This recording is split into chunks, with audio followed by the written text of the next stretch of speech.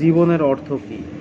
আপনার জন্ম হয়েছিল বস্ত্রহীনতার মধ্য দিয়ে এবং আপনার মৃত্যু হবে বস্ত্রহীনতার মধ্য দিয়ে।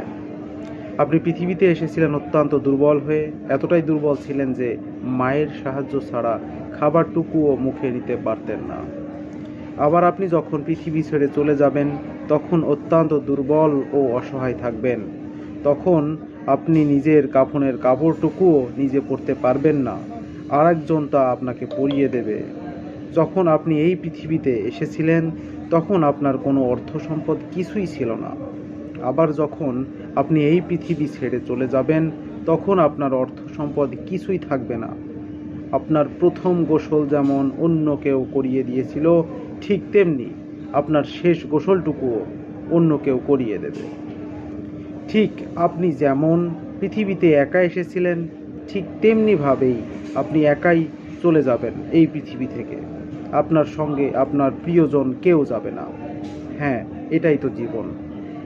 কে, কেন এত বিদ্বেষ? আমাদের এত কেন হানাহানি, এত কেন হিংসা, এত কেন মানুষের প্রতি মানুষের অসহনশীলতা?